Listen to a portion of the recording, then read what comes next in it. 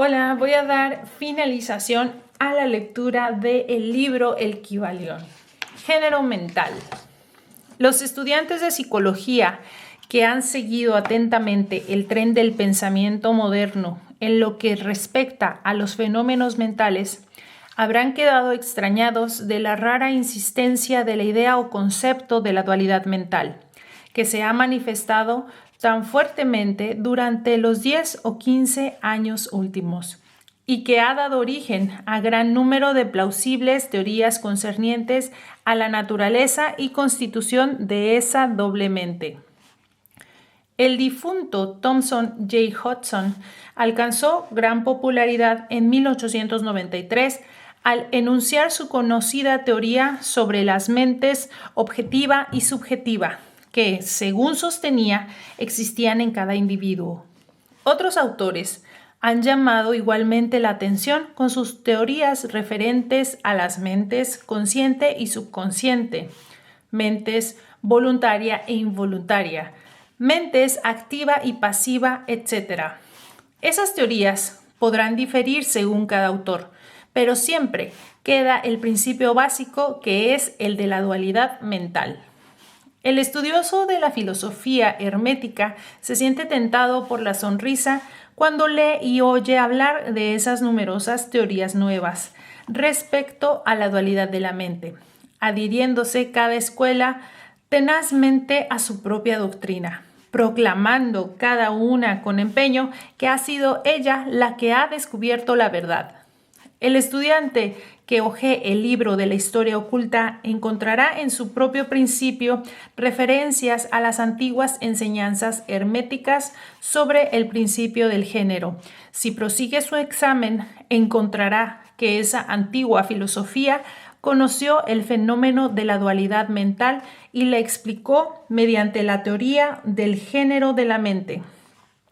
Este concepto del género mental puede ser explicado en pocas palabras a los estudiantes que ya se han familiarizado con las teorías modernas que aluden al mismo. El principio masculino de la mente corresponde a la llamada mente objetiva, mente consciente, mente voluntaria o activa, etc., en tanto que el principio femenino corresponde a la llamada mente subjetiva, subconsciente, involuntaria, pasiva, etc. Por supuesto, la enseñanza hermética no concuerda con las muchas teorías modernas concernientes a las dos fases de la mente, ni admite muchos de los hechos proclamados por esas escuelas en apoyo de ese doble aspecto. Si indicamos la base de la concordancia, es para facilitar al estudiante la asimilación de los conocimientos adquiridos con anterioridad sobre la filosofía hermética. Los estudiantes de Hudson conocerán la proposición que se hace en el principio del segundo capítulo de su obra The Law of Psychic Phenomena, la ley de los fenómenos psíquicos, que dice: la jerigonza mística de los filósofos herméticos expresa la misma idea general, o sea, la dualidad de la mente. Si el doctor Hudson se hubiera tomado el trabajo de descifrar algo más la jerigonza mística de la filosofía hermética, hubiera recibido mucha luz sobre el punto de la dualidad de la mente. Pero entonces, quizá, su obra más interesante no hubiera sido escrita. Consideremos ahora las enseñanzas herméticas concernientes al género mental. Los instructores herméticos imparten enseñanzas relativas a este punto, pidiendo a sus discípulos que se atengan al proceso de su propia conciencia, a su propio yo. El discípulo fija entonces su atención internamente sobre el ego que está en cada uno de nosotros. Cada estudiante ve que su propia conciencia le da como primer resultante de la existencia su yo. Yo soy. Al principio parece ser la palabra final de la conciencia, pero un examen ulterior desprende el hecho de que este yo soy puede separarse en dos partes distintas o aspectos que, Si bien trabajan al unísono y en conjunción, sin embargo, pueden ser separadas en la conciencia. Si bien al principio parece que solo existe un único yo, un examen cuidadoso revela que existe un yo y un mí. Este par mental difiere en características y naturaleza, y el examen de esta, así como de los fenómenos que surgen de la misma, arrojan gran luz sobre muchos de los problemas de la influencia mental. Comencemos considerando el mí, que generalmente se confunde con el yo, si no se profundiza mucho en los recesos de la conciencia. El ser humano piensa en sí mismo, en su aspecto de mí o me, como si estuviera compuesto por ciertos sentimientos, agrados, gustos y disgustos, hábitos, lazos especiales, características, etc. Todo lo cual forma su personalidad o el ser que conoce él mismo y los demás. El hombre sabe que estas emociones y sentimientos cambian, que nacen y mueren, que están sujetos al principio del ritmo y el de polaridad, cuyos principios lo llevan de un exterior a otro. También piensa de sí mismo como cierta suma de conocimientos agrupados en su mente, que forman así una parte de él. Este es el mí del ser humano. Pero quizá hemos procedido demasiado a prisa. El mí de muchos hombres está compuesto en gran parte de la conciencia que tienen de su propio cuerpo y de sus apetitos físicos, etc. Estando su conciencia limitada en alto grado a su naturaleza corporal, prácticamente vive allí. Algunos hombres van tan allá en esto que consideran su apariencia personal como una parte de su mí y realmente la consideran parte de sí mismos. Un escritor dijo con mucho humorismo en una oportunidad que el hombre se compone de 3 partes: alma, cuerpo y vestidos. Esto haría que muchos perdieran su personalidad si se les despoja de sus vestidos, pero aún aquellos que no están tan estrechamente esclavizados con la idea de su apariencia personal, lo están por la conciencia de sus cuerpos. No pueden concebirse sin él. Su mente les parece que es algo que pertenece a su cuerpo, lo que en muchos casos es realmente cierto.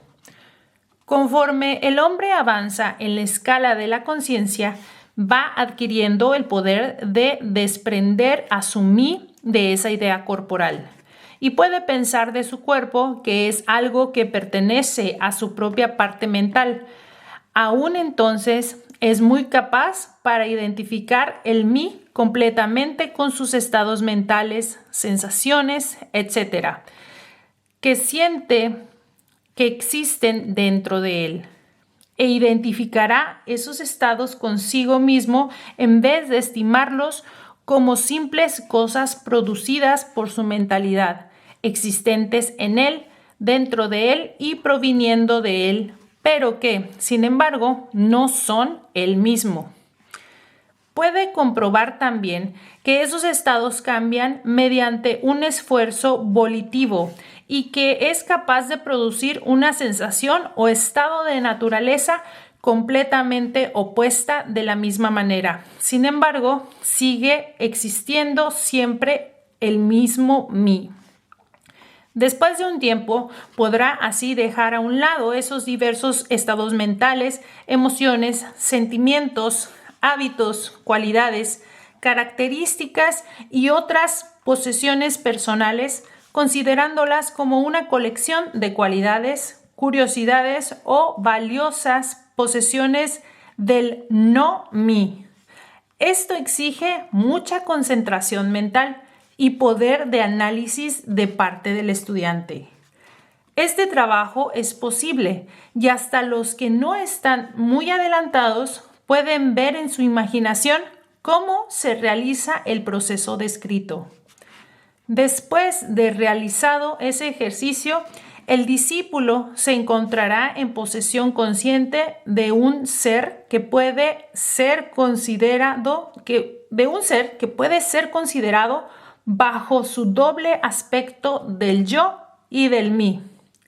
El mí se sentirá como algo mental en lo que pueden producirse los pensamientos, ideas, emociones, sentimientos y otros estados mentales. Puede ser considerado como si fuera la matriz mental, según decían los antiguos, capaz de generar mentalmente. Este mí se denuncia a la conciencia poseyendo poderes de creación y generación latentes de todas clases. Su poder de energía creadora es enorme, según puede sentirlo uno mismo.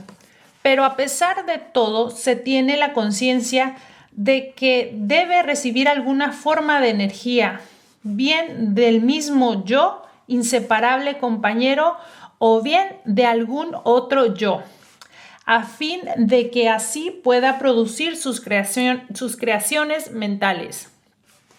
Esta conciencia aporta consigo una realización de la enorme capacidad del trabajo mental y del poder creador que encierra. El estudioso encuentra pronto que no es todo lo que hay en su conciencia íntima, pues ve que existe un algo mental que puede querer que el mí obre de acuerdo con cierta línea creadora. Sin embargo, permanece aparte, como testigo de esa creación mental. A esta parte de sí mismo que se le da el nombre del yo y puede reposar en su conciencia a voluntad, allí se encuentra no una conciencia de una capacidad de generar y crear activamente en el sentido del proceso gradual común a las operaciones mentales, sino más bien la conciencia de una capacidad de proyectar una energía del yo al mí, querer que la creación mental comience y proceda. También se experimenta que el yo puede permanecer aparte, testigo de las operaciones o creaciones mentales del mí. Este doble aspecto existe en la mente de toda persona. El yo representa al principio masculino del género mental y el mí al principio femenino. El yo representa el aspecto del ser, el mí el aspecto de devenir. Se notará que el principio de correspondencia opera en este plano lo mismo que en el que se realiza la creación del universo. Los dos son parecidos, si bien difieren enormemente en grado, como arriba es abajo, como abajo es arriba.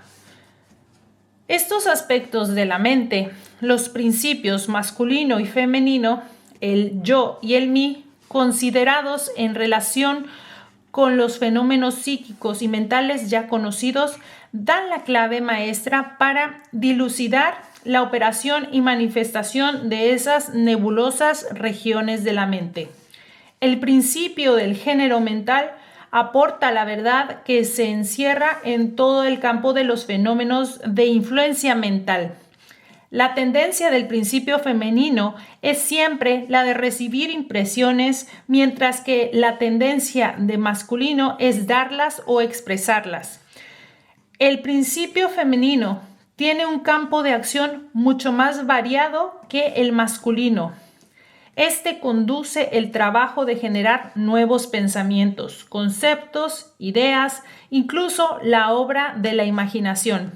El masculino se contenta con el acto de querer en sus varias fases. Sin embargo, sin la ayuda activa de la voluntad del principio masculino, el femenino puede contentarse con generar imágenes mentales que son el resultado de impresiones recibidas del exterior en vez de producir creaciones mentales originales.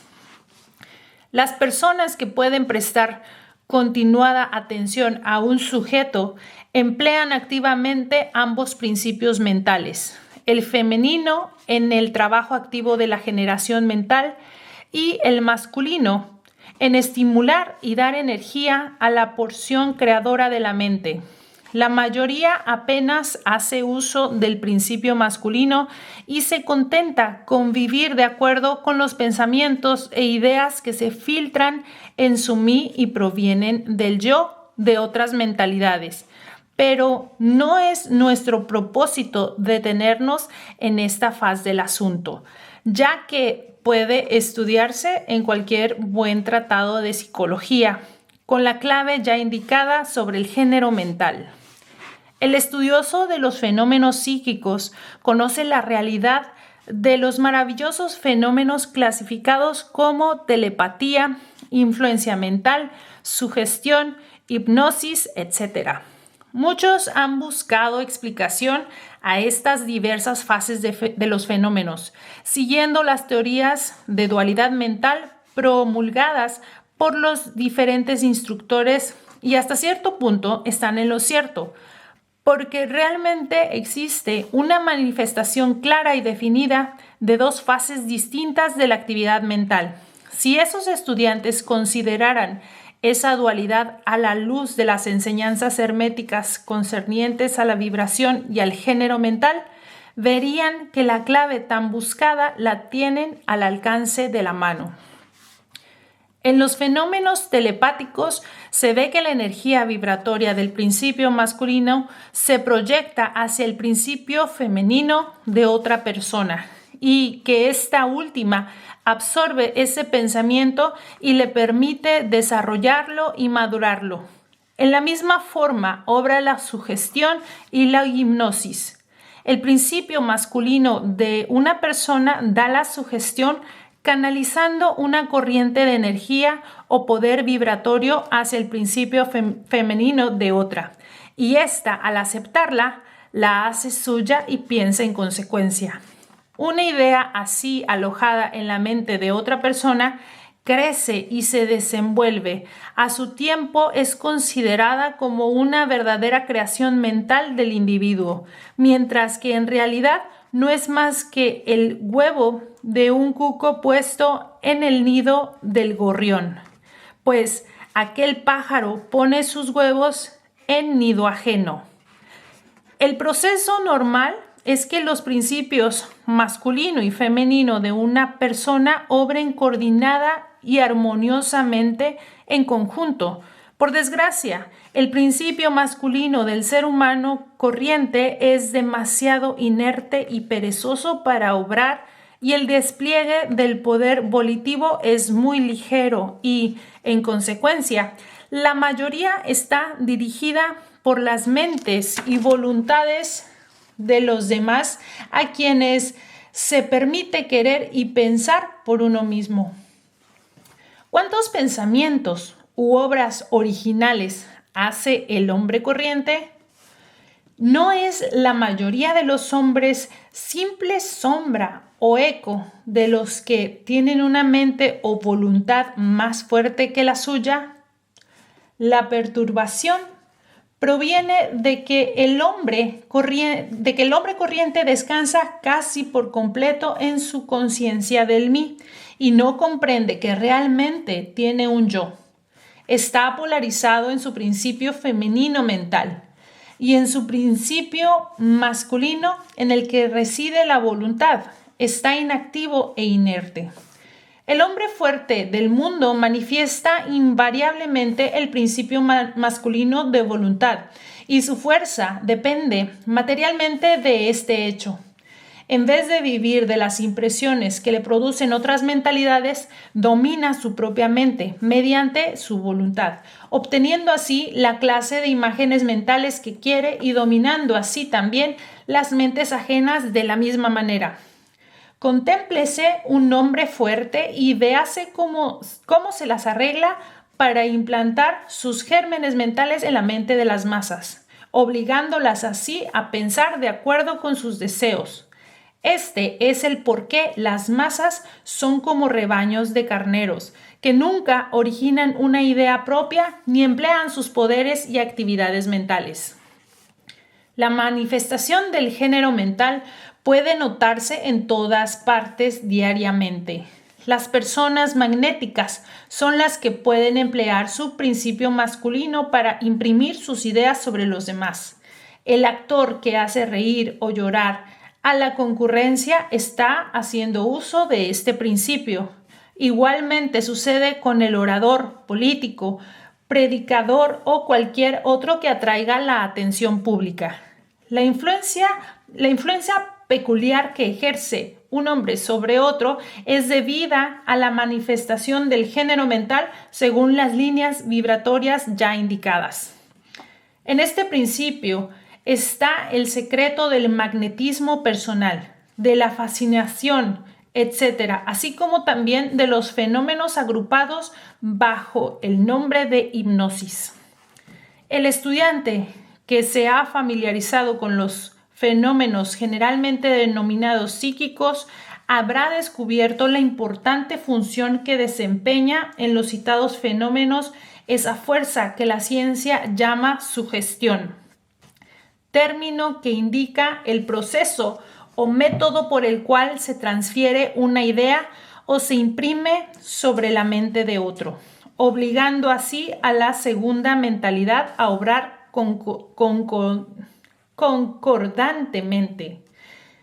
Es necesaria una verdadera comprensión de la sugestión para comprender inteligentemente los varios fenómenos psíquicos a que la sugestión da origen, pero aún es más necesario el conocimiento de la vibración y del género mental, porque todo el principio sugestivo depende de estos. Los versados en materia de sugestión dicen que la mente objetiva o voluntaria es la que hace la impresión mental o sugestión sobre la mente subjetiva o involuntaria, pero no describen el proceso ni indican alguna analogía mediante la cual sea más fácil comprender la idea. Si se contempla el asunto a la luz de las enseñanzas herméticas, se verá que la energización del principio femenino por la energía vibratoria del masculino está de acuerdo con las leyes universales de la naturaleza, y el mundo natural ofrece innumerables analogías que facilitan la comprensión del principio. En realidad, la doctrina hermética afirma que la misma creación del universo obedece a dicha ley y que en todas las manifestaciones creadoras sobre los planos espiritual, mental y físico, siempre está en operación el principio de género, la expresión de los principios masculino y femenino. Como arriba es abajo, como abajo es arriba. Aún más que esto, cuando se comprende este principio, se es capaz de clasificar inteligentemente de inmediato los variados fenómenos psicológicos en vez de quedarse confuso ante ellos. El principio realmente trabaja en la práctica porque está basado en las leyes universales e inmutables de la vida. No entraremos ahora en una dilucidación detallada de los diversos fenómenos concernientes a la influencia mental o a la actividad psíquica. Hay muchos libros, en su mayor parte muy buenos, que se han escrito últimamente sobre el asunto. Los hechos principales señalados en esas obras son exactos, aunque los diversos autores tratan de explicarlos por las diferentes teorías de su propia cosecha. El estudiante puede familiarizarse con estas materias utilizando la doctrina del género mental, podrá coordinar convenientemente la masa caótica de teorías y enseñanzas en conflicto y podrá además adueñarse completamente del asunto si a ello se sintiera inclinado. El objeto de esta obra no es una explicación extensa de los fenómenos psíquicos, sino más bien Indicar sencillamente la clave maestra que abre las muchas puertas que conducen al templo del saber, si se desea explorar su interior. Creemos que al examinar las enseñanzas encerradas en el Kybalión, es fácil encontrar la explicación de muchas dificultades que confunden. De nada sirve entrar en detalles referentes a las muchas características de los fenómenos psíquicos y mentales si al estudiante les son dados los medios para comprender el asunto que atrae su atención. Con la ayuda de El Kybalión se puede entrar en cualquier biblioteca, pues la antigua luz de Egipto iluminará las páginas confusas y los problemas oscuros. Este es el verdadero objeto de esta obra. No venimos a exponer una filosofía nueva, sino a suministrar las bases fundamentales de la antigua enseñanza universal que esclarece todas las doctrinas y que servirá para conciliar todas las teorías, por diferentes u opuestas que parezcan. Axiomas herméticos. La posesión del conocimiento, si no va acompañada por una manifestación y expresión en la práctica y en la obra, es lo mismo que el enterrar metales preciosos, una cosa vana e inútil. El conocimiento, lo mismo que la fortuna, deben emplearse. La ley del uso es universal y el que la viola sufre por haberse puesto en conflicto con las fuerzas naturales. Las enseñanzas herméticas han sido cuidadosamente mantenidas en secreto en el corazón de sus afortunados poseedores por las razones ya expuestas, pero nunca se pensó en mantenerlas siempre así. La ley del uso está encerrada en dichas enseñanzas, como puede verse en el párrafo anterior, tomado del Kybalión, que lo afirma estrictamente. Si no se emplea y expresa, el conocimiento es una cosa vana que no puede aportar el menor beneficio a su poseedor ni a su raza. Guardémonos de toda avaricia mental y expresemos en la acción lo que hayamos aprendido. Estúdiense los axiomas y aforismos, pero practíqueselos también.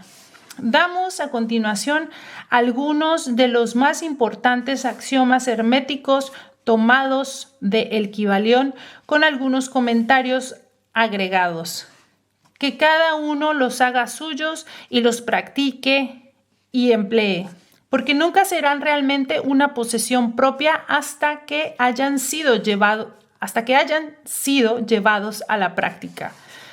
Para cambiar nuestra característica a estado mental, cambiemos nuestra vibración. Uno puede cambiar sus vibraciones mentales mediante un esfuerzo de voluntad, fijando la atención deliberadamente sobre el estado deseado.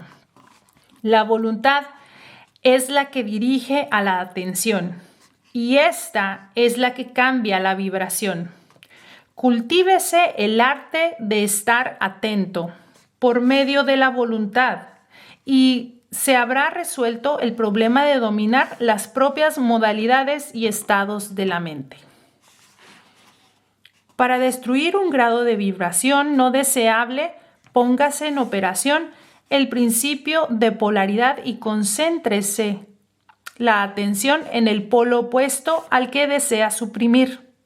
Lo no deseable se mata cambiando su polaridad.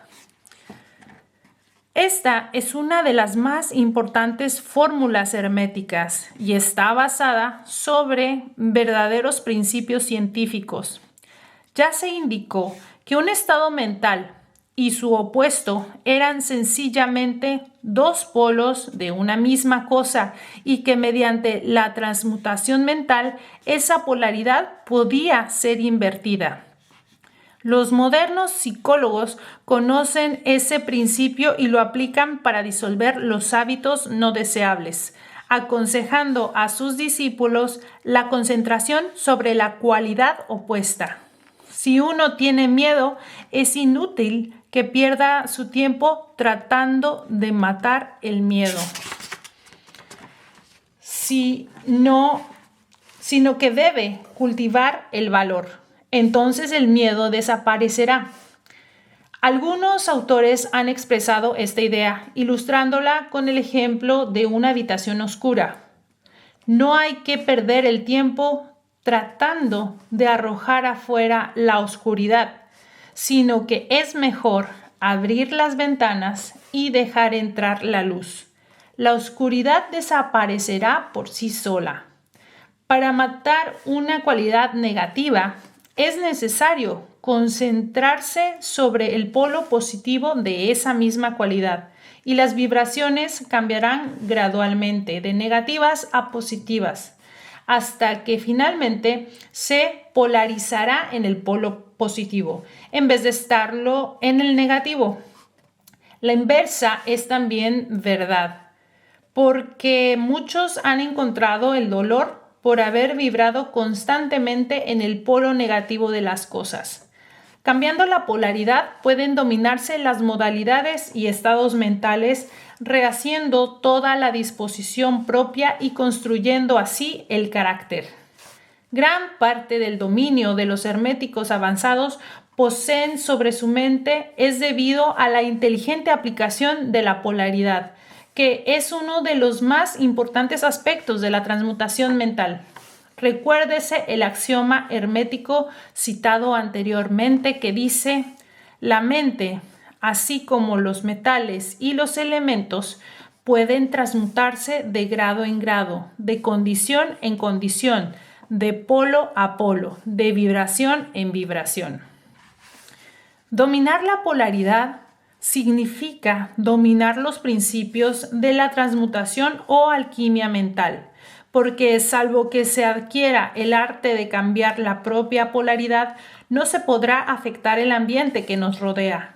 Si comprendemos ese principio, podemos cambiar nuestra propia polaridad, así como la de los demás, siempre que dediquemos a ello el tiempo, el cuidado, el estudio y la práctica necesarios para dominar ese arte. El principio es verdad, pero los resultados que se obtienen dependen de la persistente paciencia práctica del estudioso. El ritmo puede neutralizarse mediante el arte de la polarización. Como ya explicamos en los capítulos anteriores, los herméticos sostienen que el principio de ritmo se manifiesta en el plano mental, así como en el plano físico, que la encadenada sucesión de modalidades, sentimientos, emociones y otros estados mentales son debidos al movimiento oscilante del péndulo mental que nos arrastra de un extremo a otro. Los herméticos enseñan que la ley de la neutralización nos capacita en gran medida a sobreponernos a la operación del ritmo en la conciencia. Como ya hemos explicado, existe un plano de conciencia superior, así como uno inferior y el maestro.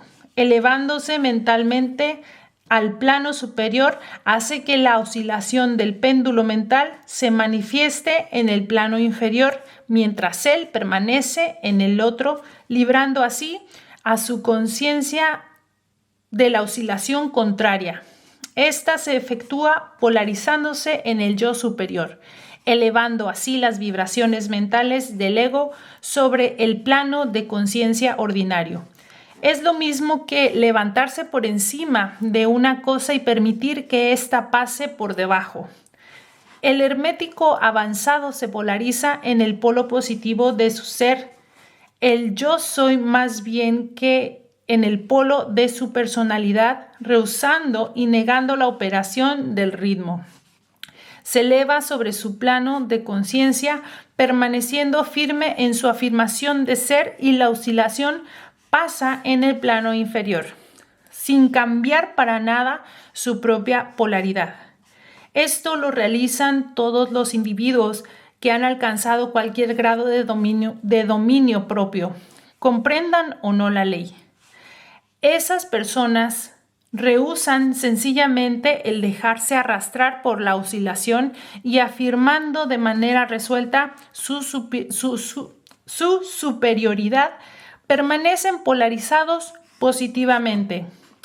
El maestro, por supuesto, alcanza un mayor grado de perfeccionamiento porque comprende a la perfección la ley que está dominando con la ayuda de una ley superior y mediante su voluntad adquiere un grado de equilibrio y firmeza casi imposible de concebir por los que se dejan llevar de un lado a otro por las oscilaciones de emotividad.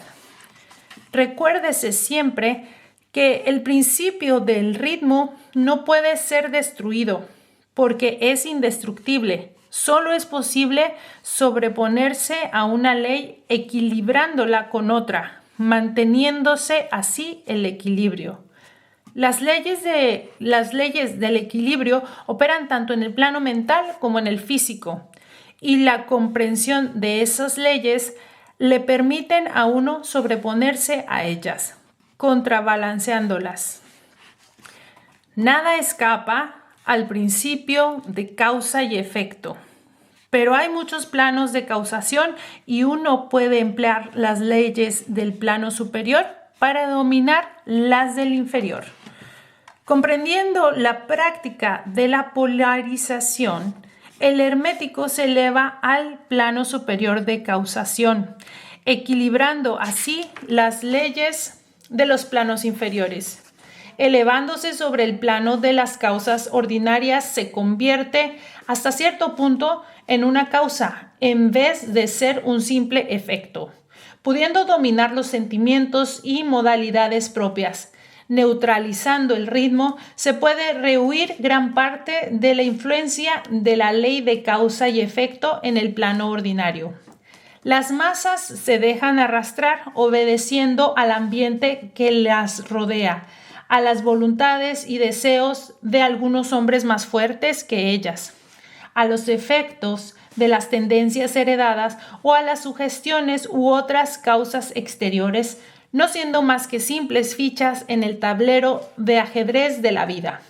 Elevándose sobre esas causas, los herméticos avanzados buscan un plano de acción mental superior, dominando sus propias cualidades. Dominando sus propias cualidades, se crean un nuevo carácter, cualidades y poderes, mediante los cuales se sobreponen a su ambiente ordinario, haciéndose así directores en vez de dirigidos. Esos individuos ayudan a la realización del juego de la vida conscientemente, en vez de dejarse mover por influencias, poderes o voluntades externas. Emplean el principio de causa y efecto en vez de dejarse dominar por él. Por supuesto, aún los seres más elevados están sujetos a este principio según se manifiesta en los planos superiores, pero en los inferiores son señores y no esclavos, según dice el Kybalión. El sabio sirve en lo superior, pero rige en lo inferior. Obedece las leyes que están por encima de él, pero en su propio plano y en las que están por debajo de él, rige y ordena. Sin embargo, al hacerlo, forma parte del principio en vez de oponerse al mismo. El sabio se sumerge en la ley y comprendiendo sus movimientos opera en ella en vez de ser su ciego esclavo. Semejantemente al buen nadador va de aquí para allá según su propia voluntad en vez de dejarse arrastrar como el madero que flota en la corriente. Sin embargo, el nadador y el madero, el sabio y el ignorante están todos sujetos a la ley. Aquel que esto comprenda va en el buen camino que conduce el adepto. El adeptado. Para concluir, Recordaremos nuevamente el axioma hermético que dice: la verdadera transmutación hermética es un arte mental. En dicho axioma, el hermético indica que el ambiente externo es influido mediante el poder de la mente. El universo, que es totalmente mental, puede ser solamente dominado mediante la mentalidad. En esta verdad se encontrará la explicación de todos los fenómenos y manifestaciones de los diversos poderes mentales que tanto están atrayendo la atención en pleno siglo XX. Tras toda la enseñanza dada por las diversas escuelas o religiones, yace siempre constantemente el principio de la sustancialidad mental del universo. Si éste es mental, en su naturaleza intrínseca, fácilmente se deduce que la transmutación mental debe modificar y transformar las condiciones y fenómenos del universo, que la mente debe ser el mayor poder que pueda afectar sus fenómenos. Si se comprende esta verdad, todos los llamados milagros y maravillas dejarán de tener punto alguno oscuro, porque la explicación es por demás clara y sencilla. El todo es mente. El universo es mental. Bueno, pues muchas gracias por escucharme y nos vemos en un siguiente libro.